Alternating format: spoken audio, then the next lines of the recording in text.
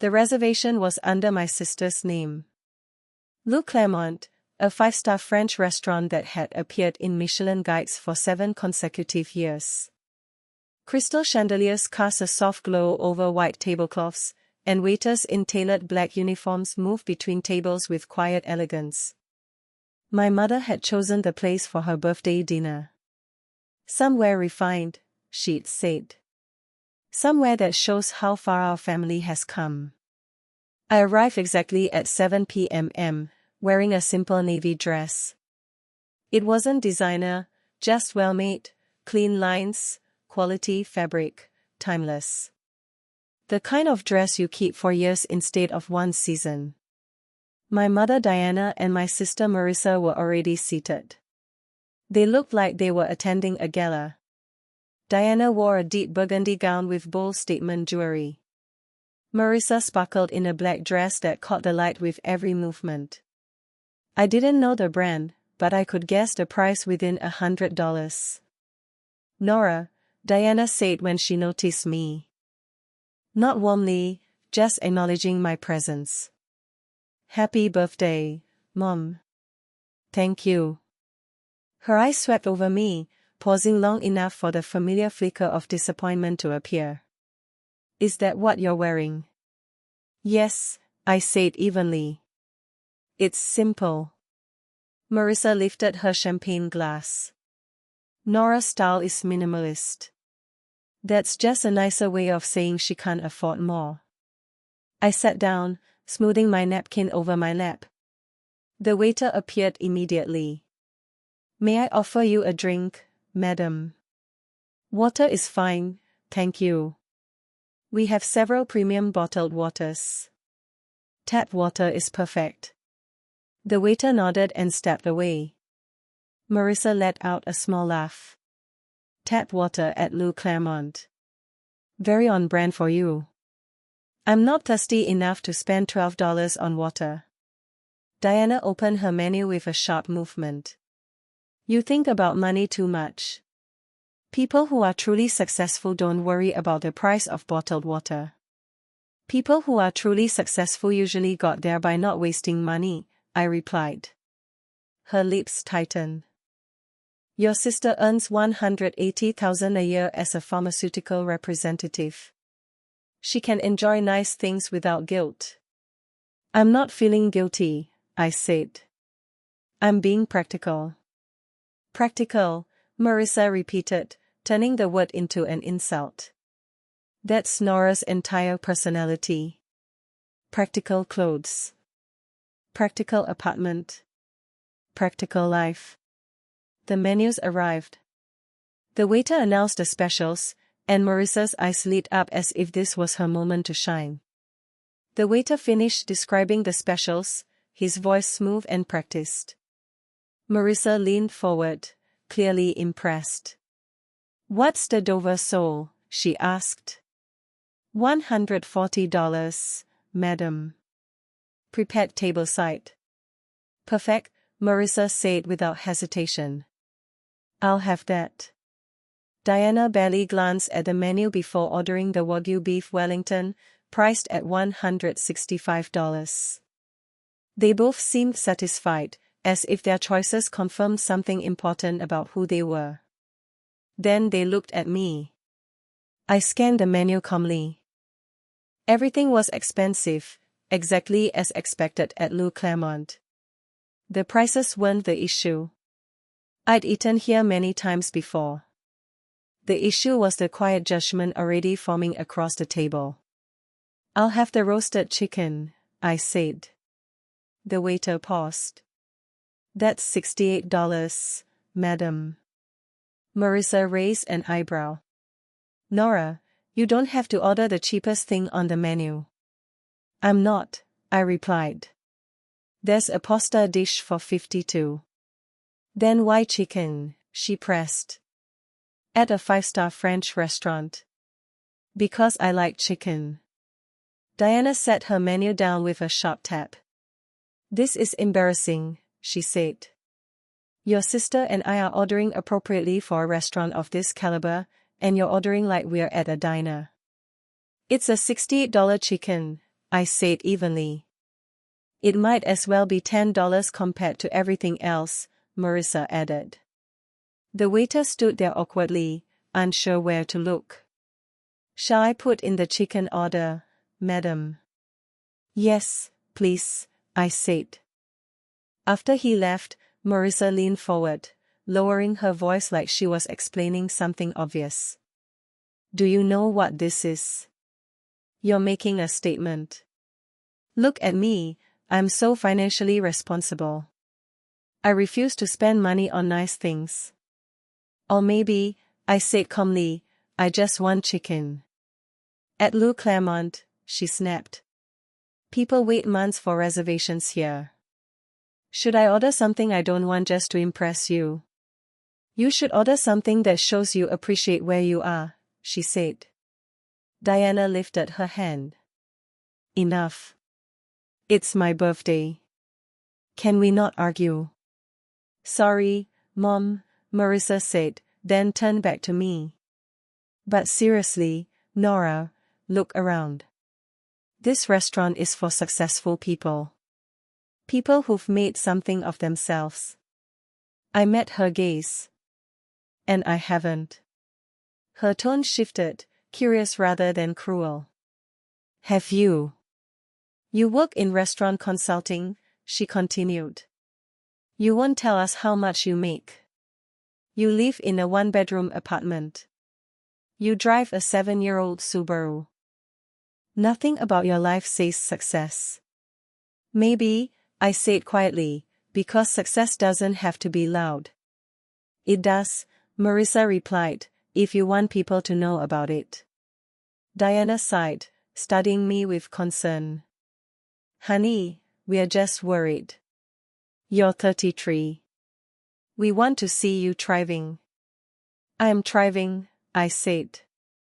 Her expression tightened. Are you?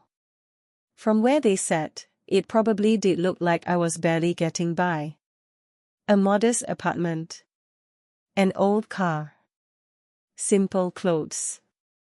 Safe choices. That's what they saw.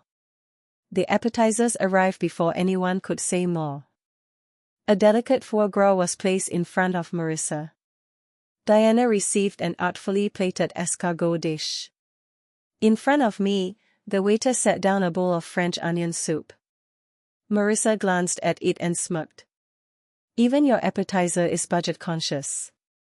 It's $28, I said. For soup, she replied. At this place. Diana watched me for a moment, then spoke carefully. Nora, you don't belong in places like this. The words weren't cruel. They were worse, matter of fact. I don't mean that harshly, she continued. You're uncomfortable here. You order soup and chicken and tap water because spending money makes you anxious. Restaurants like this are for people who've reached a certain level of success, and you're just not there yet. Marissa nodded, smiling like she was being helpful. There's no shame in it. Not everyone can afford fine dining. Maybe we should have gone somewhere more accessible. Somewhere more your speed. I said nothing. I could have told them the truth. That I'd been working in restaurant consulting for nearly a decade, but not the way they imagined. That I didn't advise restaurants. I acquired them. That my portfolio included 43 restaurants across 6 states, from casual dining to Michelin-starred establishments. That I had purchased Le Clairmont 18 months earlier for $14.2 million. That the one-bedroom apartment they pitted was actually a fully paid-off penthouse. That my 7-year-old Subaru was paid for in cash and ran perfectly. That my net worth hovered somewhere around $67 million. But I'd learned years ago that telling my family the truth didn't change anything. They heard what they wanted to hear. Nora, the unsuccessful daughter. Nora, who never quite launched. Nora, who needed their concern and guidance. So I ate my soup in silence. Diana and Marissa shifted the conversation to Marissa's upcoming wedding. The venue. The flowers. The designer dress. Diana proudly announced she was contributing $40,000. Because you deserve it, she said. You've worked hard. I wondered if she remembered my wedding 8 years earlier. The small ceremony I'd paid for myself. The modest restaurant reception. How she'd complained it wasn't elegant enough and said she would have helped if I'd done things properly. I hadn't wanted her money. Even then, I'd had more than enough. The entrees arrived. Diana's beef Wellington looked like art. Marissa's Dover sole was prepared tableside with flames and sauce, drawing attention from nearby tables. My roasted chicken was simple. Elegant. Perfectly cooked. Marissa glanced at my plate. How is it? Excellent, I said. Worth every dollar. She shook her head. You're impossible. Halfway through the meal, I noticed movement near the kitchen. And that's when everything started to unravel. A man stepped out from the kitchen, scanning the dining room with intent. I recognized him instantly. Lucien Moreau, the head chef. 3 Michelin stars. Brilliant, demanding, uncompromising. He'd agreed to stay on after the acquisition only if he retained complete creative control. We'd negotiated for weeks. He was not supposed to approach me in public. His eyes locked onto our table. Onto me. My stomach dropped. Lucien walked toward us with purpose, his expression tense. I subtly shook my head, hoping he'd notice. He didn't. Nora, he said when he reached the table, his French accent thick. Madam, I apologize for the interruption, but there is an urgent matter. The restaurant board requires your signature on the supplier contracts tonight.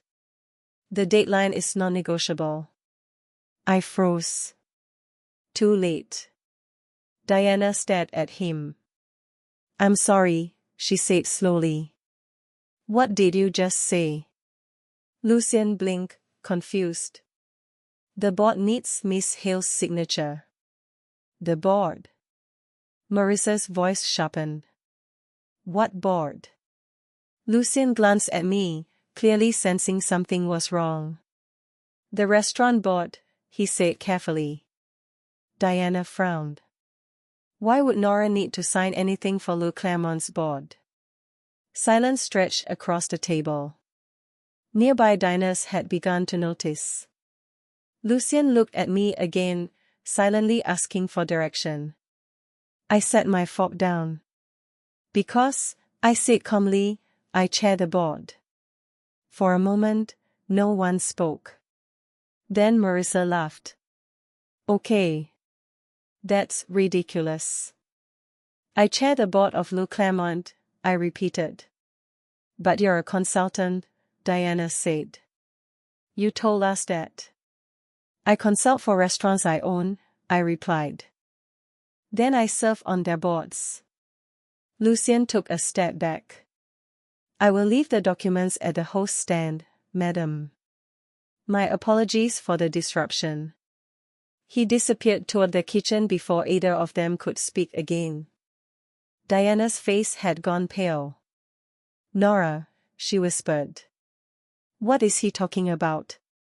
I own Clairmont. You own this restaurant? Yes. This restaurant? Marissa asked. This Clairmont? Yes. That's impossible, she said quickly.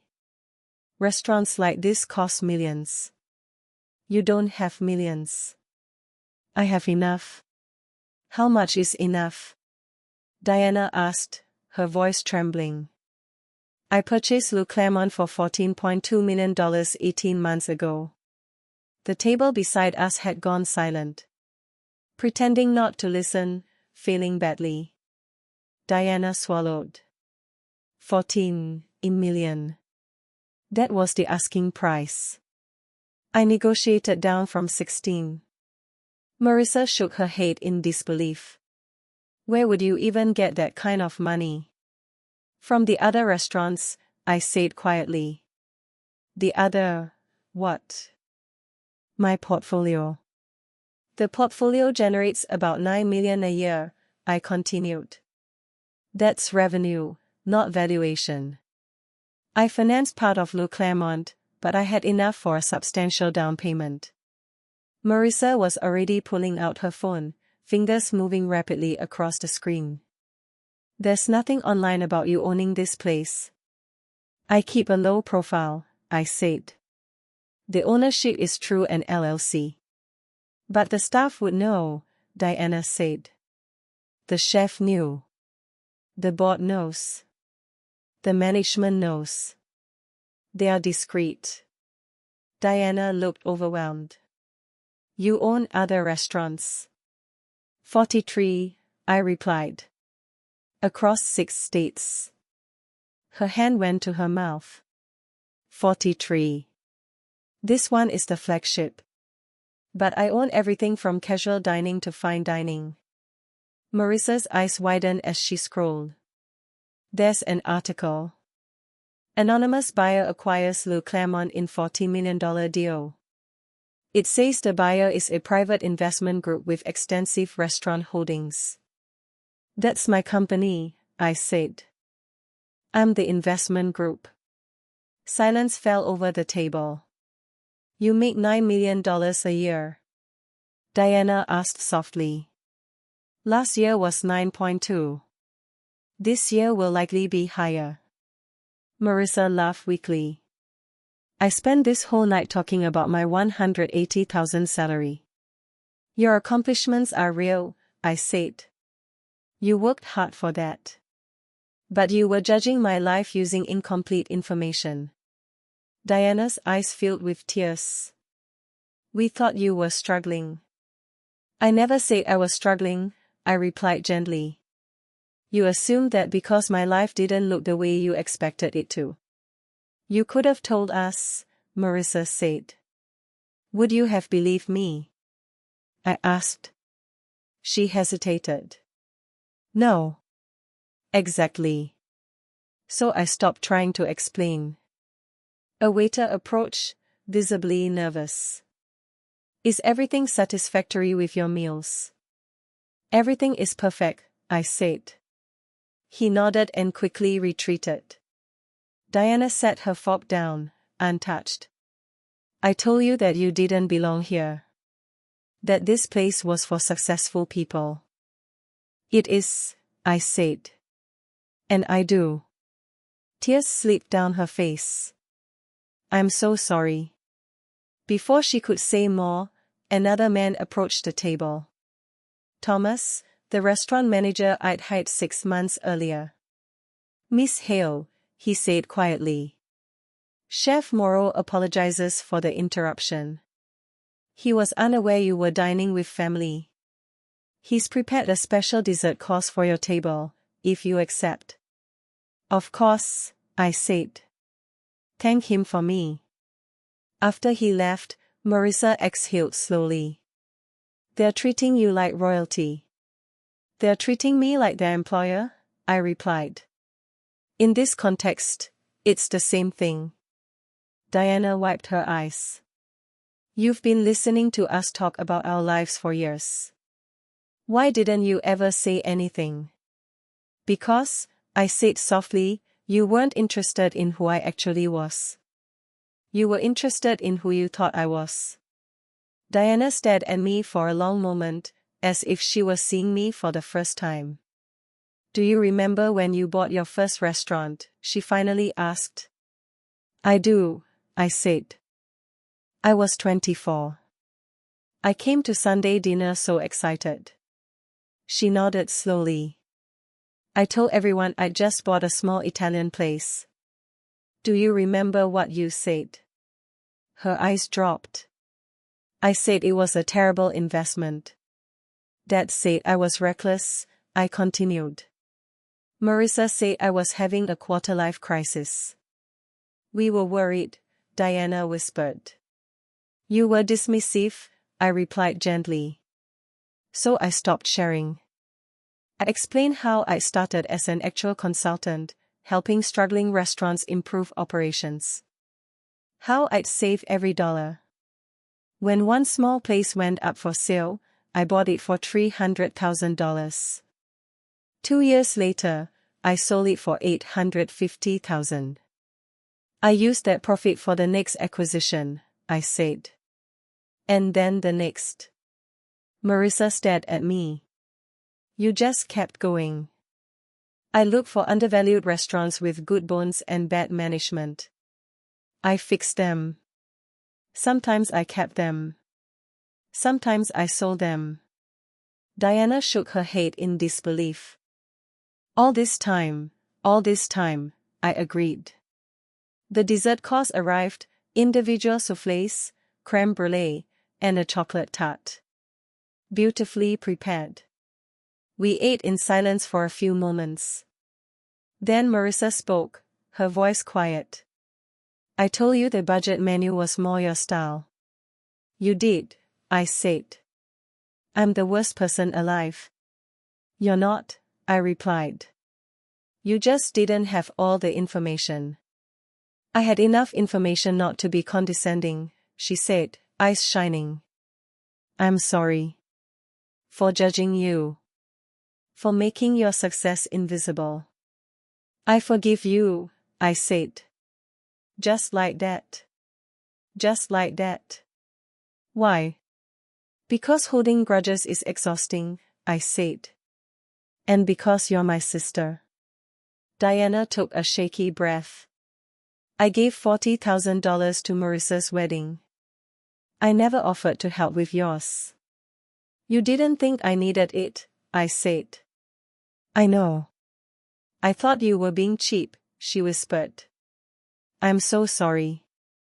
I know, I said again. After dinner, Thomas returned with a leather folder. Miss Hale, the supplier contracts are here. And tonight's bill. Charge my personal account, I said. Same as always. Marissa blinked. You pay for dinners at your own restaurant. I pay the same prices as everyone else, I said. It's cleaner for accounting. You're paying for Mom's birthday dinner, she said slowly. It's her birthday, I replied. Of course I am. Diana looked like she might cry all over again.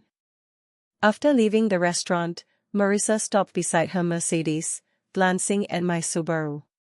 Your car, she said, incredulous. That's really what you want to drive.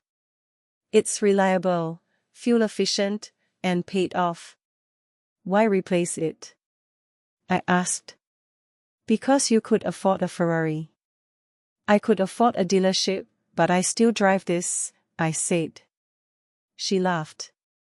You're the weirdest rich person I've ever met. I'm the only rich person you've met, I replied. Fair enough. Mom hugged me longer than usual. Can we talk this week? Really talk? Of course, I said. I want to understand everything, how, why, and why you never told us. Okay. Are you happy, Nora? Truly happy. I thought about my 43 restaurants, my carefully built portfolio, the quiet life I designed exactly how I wanted it. Yes, Mom. I'm really happy. Good, she said softly. That's all I ever wanted. The next morning, my phone exploded with 32 messages, not from Mom or Marissa, but extended family, cousins, aunts, uncles, people I hadn't heard from in years. Suddenly everyone was very interested in my restaurant consulting business, offering ideas if I wanted investments. I replied only to Mom. Ignored the rest. 3 days later, she invited me to lunch, not at Clairmont, but at a small cafe near her house. Somewhere neutral, she explained. I didn't own this one. Good. We ordered coffee and sandwiches. Then Mom pulled out a notebook. I've been thinking about all the times I gave you unsolicited advice, she said. I made a list. Mom, you don't need to. I do, she interrupted. I need to apologize for each one. Starting with the time she told me to get a real job with benefits, when I was already building my portfolio. She went through each dismissive comment, every piece of unwanted advice, every time she acted as if I needed rescuing. When finished, she closed the notebook. I'm not asking you to forget. I just need you to know I see it now. I see you. Thank you, I said. Can I ask something about the money? She asked. Of course. Do you ever feel guilty? Having so much when others have so little. That's why I focus on restaurants that employ people, serve communities, and create opportunities, I explained. It's not charity, but it's not just profit either. She smiled. Your father would be proud. He always said you were the smart one. We talked for 2 hours, really talked about my business, life, and future plans. Mom listened without judgment. She laughed when I said owning a 7-year-old Subaru and eating chicken at Clairmont were deliberate choices. 6 months later, we celebrated Mom's birthday at my restaurant again. Diana, Marissa, and I sat at my usual corner table. I ordered roasted chicken, Mom had beef Wellington, Marissa had sea bass. We toasted, ate, and talked openly, no posturing, no pretenses. Lucien came out to greet us. The chicken is prepared exactly as you like it, madam. Perfect, I said, smiling. In that moment, sitting with my family in my restaurant, I realized, success isn't about proving people wrong. It's about living authentically. Quietly. Consistently. Just like my roasted chicken, simple, perfect, exactly what I wanted. Nothing more. Nothing less.